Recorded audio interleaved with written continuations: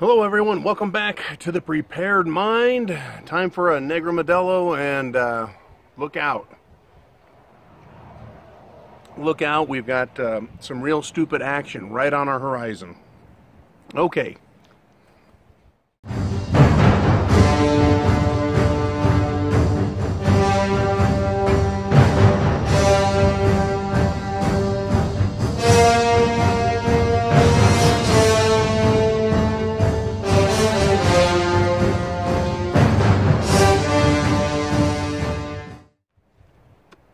Okay, what do we got going on? Well, today Trump came out and announced, right, that we're not going to participate in this Iranian deal anymore. Right now, what immediately happened is Israel came out, or Israeli officials, and they said, well, if there's any apparent activity stemming from Iranian bases in Syria, they're going to liquidate Bashar al-Assad. Now, I didn't know that this treaty that everyone in Europe wants was acted in some way as a prophylactic between Syria and Israel. I didn't know that the whole world was keeping Syria and Israel from fighting World War III. But that's what it seems like. As soon as the U.S. says, we're not going to participate in that, all of a sudden, that's a green light.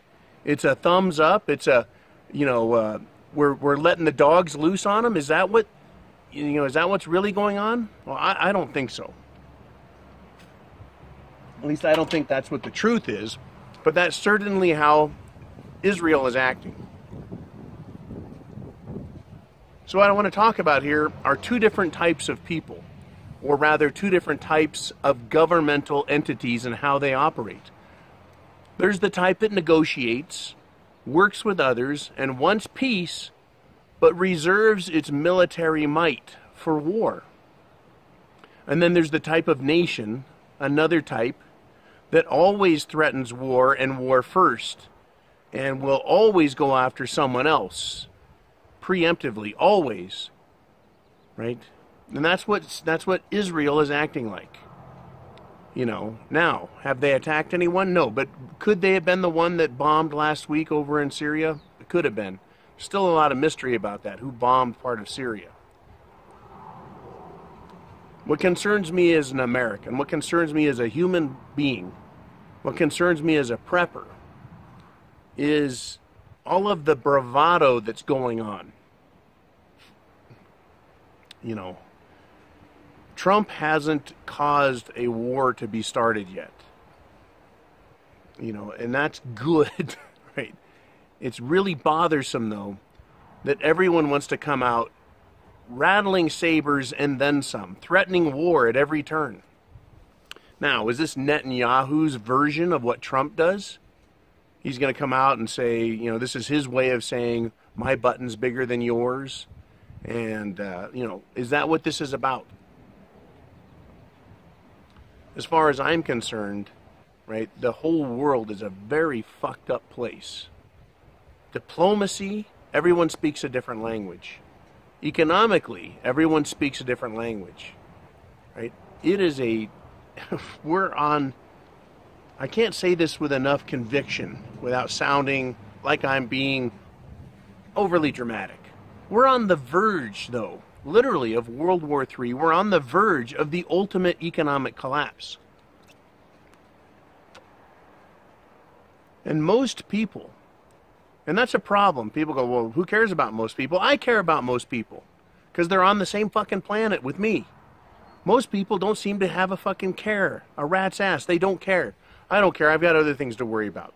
Well, I can't worry about that because I've got this to worry about over here. I go, well, what are you really worrying about? Well, nothing. I'm just too busy, fucking around and, just give me a break. We are on the verge of World War III. Now, right before World War I broke out, it was just some tensions over there in the Middle East. It was just a little assassination of, this Archduke Ferdinand. And, of course, everyone has hindsight 2020. Oh, yeah, it was obvious we were on the verge. There was so much tension. It's obvious that pushed things over the edge. Well, if they go in and assassinate, right, liquidate rather. I mean, what a great fucking term. I'll get back to that later. Liquidate Assad. Well, he's just the leader of a little backwater teeny country, kind of like, Archduke Ferdinand was really nobody. But that sets everything off.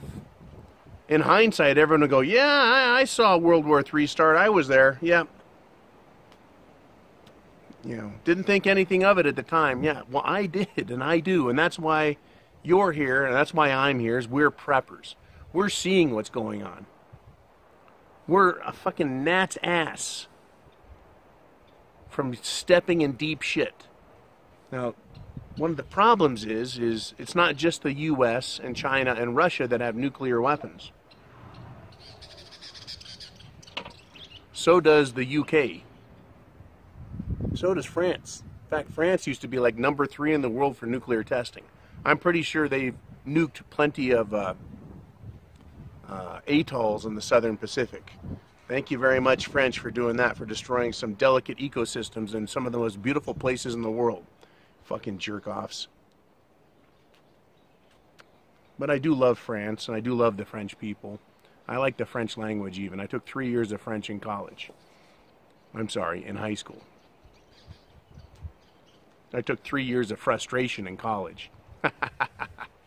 Anyways, and who else has nukes? Oh, the Israelis. They don't want anyone else to have nukes, though. Oh, heaven forbid that. We can't have the Iranians having nukes. They might be able to stand up to the Israelis.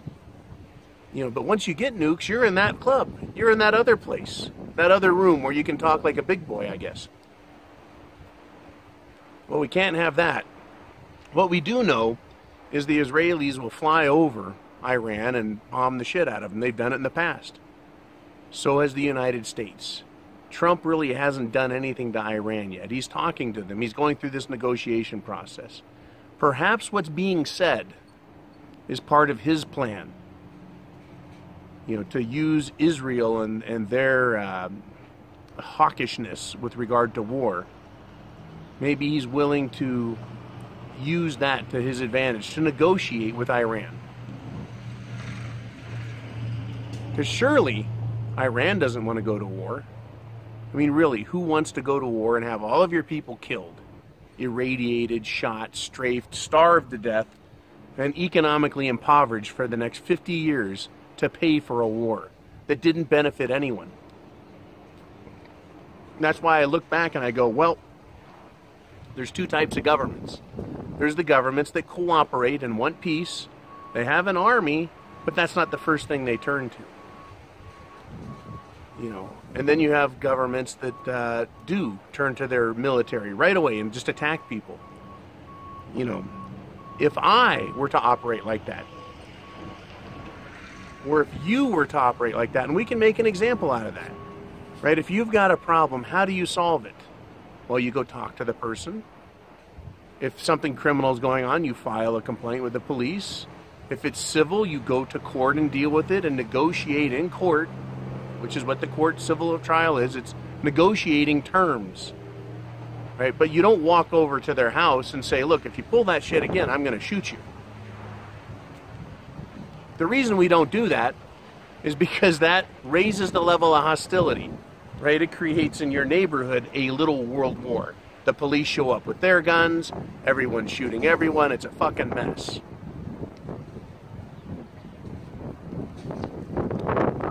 It's another beautiful day with a little bit of breeze. Hopefully it's not too loud on the microphone. As preppers, you and I need to look at what's going on in the Middle East. And I think we can do it a number of ways. One of the ways is we can look at the words that are being said and see how they work out politically and diplomatically. We can watch as a spectator, in other words, what's going on over there. And we can be dispassionate about it. I was talking to a friend earlier who didn't really give a fuck about what's going on over there. I go, well, you can have that attitude, but no one's dropping a fucking bomb on your neighborhood, are they? And this is how I like to debate people that I know. Right? You don't give a fuck because it's not happening to your neighborhood, your city, your state, or your country. Would you like it if you were in Syria, or if you were in Israel, or if you were in Iran, or if you were in Jordan, or if you were in Turkey, or Lebanon? No, you wouldn't fucking like it at all. You'd be scared to fucking death. Yeah, you'd be concerned as fuck then. Now, my thing about being here is, yeah, you know, I can put myself in their situation. Right? It's easy to do that when you've got a little bit of a little more worldly experience, right? And I think the military people can see that as well. They've got a lot of worldly experience. We can watch it as a spectator. We can sympathize with what's going on over there. I think what's lost on most people, not only in America but around the world, is how quickly it can come home to them. This isn't 1915, 1917, 1920. It's not even 1940, 41. It's today. Right? Modern times, we have instantaneous communications. They have satellite and drone and blimp observations. Right? Blimps. Can you fucking believe they use blimps? Right? High altitude observation devices with really good optics. Everyone's watching each other. They can use infrared. They can use all sorts of very sophisticated technological means to see what the fuck the other people are doing. Right? So they know what's being planned ahead of time. They can take retaliatory diplomatic action, meaning, we see what you're doing, assholes. Knock it off or we're going to have to do something. You know, but if somebody, and it doesn't matter who, and it's probably going to be somebody who has nothing to lose, they can start World War III. And then it will come home to America fast. There are at least 4 nations with intercontinental ballistic missiles that could get us. At least 4. Playtime is over. Get your Prepared Mind merchandise to show your support for the channel, stop censorship, and to tell YouTube they can smoke it. Get prepared now. We could have serious problems here in the United States of America. We could. We could have our grid taken down, our power grid. We could have EMPs hit us. Right? We could just enter into World War III, starting in the Middle East, but it could spread at a moment's notice over to here, and we need to be ready. You know, we need to be aware. We can't just say, I don't give a fuck, it's over there, who cares? They're small countries, it doesn't matter. It's not that kind of a world anymore. You know, America is not immune to economic sanctions from other countries. They're not. We're not. Right? They can sanction us. They can bomb us. They can cyber attack us. Right? Other countries can invade us. And people go, oh yeah, that's pretty stupid. Well, yeah, it's stupid, but that's exactly what we're talking about. So Trump tells Iran, you know, we're done with the deal. So another country is stupid enough to stand up and go, guess what? Anything happens in your country, we're going to start liquidating people. What the fuck does that mean? How stupid is that? No attempt at negotiations. They come right out with threats. They come right out with threats. You know, it's incredibly dangerous. And the thing that gets me is the people most willing to do this are people who have nothing to lose and everything to gain from taking those actions. Right?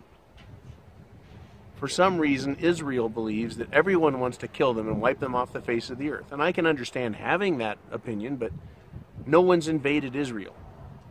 You know, we're just right there. We're right on the edge of stupid. Who else has nothing to lose and everything to gain from more war? Well, the military industrial contractors, the banks. They're the ones who always get more power and get more wealth. Right? They profit from war. And it helps them maintain their power. They have everything to gain. And if they're losing power, or like Hillary Clinton, have lost power, and those that supported Hillary have lost power, then they have truly nothing to lose. Because if anything happens, they'll just go hide in their bunkers while the rest of us deal with the shit. So we need to be prepared. We need to be prepared with food, shelter, water, clothing, medicine, means of self-defense. Because if we have a shit-it's-the-fan event, and World War III is a shit-it's-the-fan event, even if it doesn't come home in the first day, or the first week, or the first month. But it is a world now with instantaneous, right, interactive effects. I remember the Gulf War, sitting on TV, on the couch, watching it on TV, watching the tanks just roll through. You know, that was watching. Now it's interactive. They can be watching us on the television, what we're saying. Right? They could be listening to, for example, Fox News or CNN. While they're watching Fox News, they've got a missile flying through the air and it hits them. It's interactive, right? It's instantaneous almost. Now, like I said, I truly hope that Trump's plan, and that he's working with Israel, and that he's working with Iran, and working with Russia, and they're getting the bad guys ferreted out. That's what I hope is happening. There is some evidence that that's happening, but at the same time, there's a lot of evidence that the people who have lost power or stand to lose power, they don't like what's going on. Right? They want to be the ones to make the calls. They want to be in charge. They want to have control. And they are the ones who want to benefit from whatever is done. You know, that's what we're looking at. Who benefits? Qui bono. You know, when a war is started, you have to ask yourself, who benefits from this? Why? And then you start getting your answers. We already know the players. We know their means. We see what's going on the chessboard. Because of that, we're not in the dark anymore, you and I, because we're paying attention. I really think that the Israelis are a bunch of bullies in their neighborhood. And they feel like they're being picked on, so they pick on everyone else. And they lob missiles everywhere, and people lob missiles at them. I've read enough about the Zionists and who they could be or are intermixed with the Khazars and other issues going on over there. I understand the biblical prophecy side behind it, right? But is the state of Israel, the people of Israel? I don't know. What bothers me is people in that region are so interested in war and so willing to go to war at a moment's notice that it's very frightening, because it's almost like they don't understand, or they don't care, or they get some sort of satisfaction in knowing they're involved in a holy war. As far as I'm concerned, all war is bad because people die. People suffer, right? And things get broke and fucked up. I, for one, would like a world that isn't dominated by people who worship storm gods, right? That want battles and conflict all the time. I would like a bit of peace in my lifetime before I die. I may not get that. You know, who says we're supposed to get what we want, right? But at the very least, if something goes bad, and there's a high likelihood that it could or can, you and I need to be prepared. Now, if we talk about scale, right, on the international or nation level, these people, they talk about war all the time. They threaten it all the time. When shit hits the fan, I've talked about how our world comes down, much smaller. It's a 10-mile radius. Right? How far can you walk in one day? That's your world. You know, north, south, east, west, I can basically see my world right now. Within that, it's going to be the same problem we have on the national scale. I'm going to say, don't attack me. Stay away from me. I want peace. I want to be left alone, right? And people are going to say they want what you have. And you're going to have to negotiate your way out of it if possible, or there's going to be war on a very small, right, a very localized problem. It's the same problems. It's human nature, right? I don't want war internationally, and I don't want war in my life. I would like to see peace internationally, and I'd like to have peace in my life. Am I the type of person who runs out and threatens war with everyone around me? No. I try and negotiate and work with them, but I let them know I'm here to play for real. You know, you need to decide in your world how you're going to operate when shit hits the fan, because it's going to happen at some point here. I think it's inevitable, and hopefully very few of us have to deal with it or even deal with it for very long.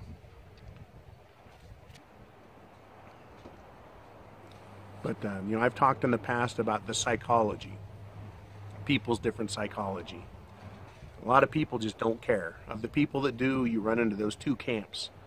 Those who want to make war instantly and those who want to avoid it.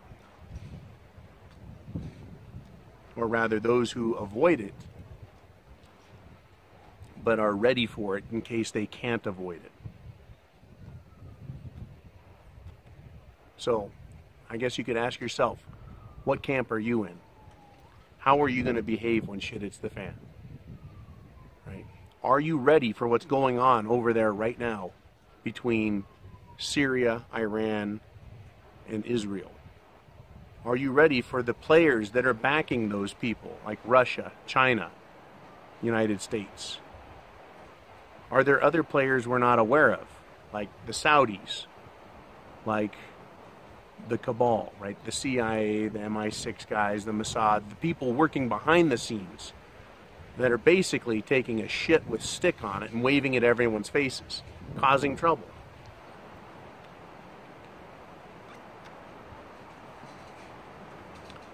You know, it's not going to be fun. It's not fun right now. I don't enjoy this. Like I said, I talked to a friend and like, I don't care. Right? I don't need to worry about that shit. That's someone else's job. Is that the right attitude to have when it comes to international affairs? Well, there really is nothing I can do about it. There's nothing you can do about it. Right? But you can be aware of it. But you don't have to hang your hat on every word that you hear through the boob tube. Right? You don't have to let that dictate your mood and how you feel about life. Right? That's what I don't do anymore, is I don't let it get me so worked up that I get pissed off. But I am aware of it because I don't want to be caught off guard. And I want my plan to take into account those other things that are going on, other than what's right in front of my face. You know, I like to say chance favors the prepared mind. I don't say chance favors those with lots of preps. It favors the prepared mind. You know, Israel is a wild card in this because I don't know what's controlling them. I have my reservations about them. I have my concerns about Netanyahu.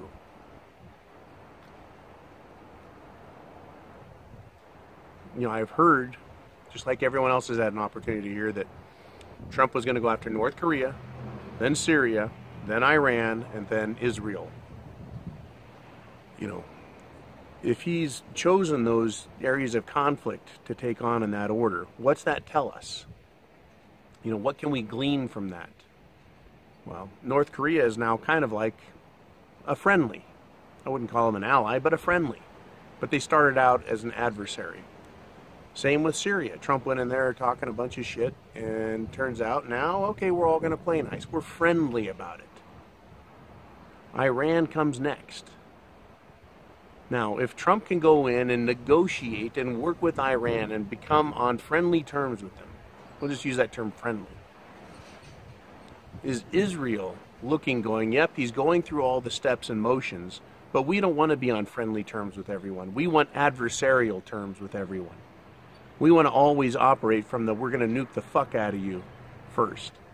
You know, are they worried about that? Are they willing to start a war rather than become friendly with everyone? And another question is friendliness even an option between the state of Israel and the surrounding nations? You know, and when all of this is done and said, let's just say that they're, become friendly terms with Iran and then friendly terms with Israel. Now we've got a world where everyone is saying peace, peace, peace. And isn't that the time when all hell breaks loose? Very, very prophetic times we live in. It's bothersome to me. So we could have peace break out left and right, and I'm still going to be a prepper. Because I know it takes just one bad actor that can fuck everything up, right? One bad apple spoils the whole bushel. Right? Too many cooks in the kitchen, right, spoil the dinner. Right? We've got Trump out there doing his thing, but if everyone else wants to jump in there and do their 2 cents worth, they're going to fuck up what's being cooked. So, like I said, crazy times, precarious times. So get ready. Food, shelter, water, clothing, medicine, means of self-defense. Have a plan. Be ready. Don't get caught off guard. Keep your perspective. All that good shit. Because chance favors the prepared mind. Is yours. This weekend, Saturday, high noon, Pacific Standard Time, we're going to do another live broadcast on Patreon. I'm sure by the end of this week, you're going to have some questions. I'm going to have some questions. Hopefully, between the two of us, or the lot of us, we'll be able to talk about different things, different options, see where it is things stand, and make decisions that are intelligent, right? That put us in a position to not only understand, but benefit, right? By being properly prepared mentally and physically. So you guys be cool. I'll talk to you again tomorrow. And hopefully nothing bad happens over in that crazy, the crazy place called the Middle East. All right, guys, be cool. Godspeed. Semper Fi.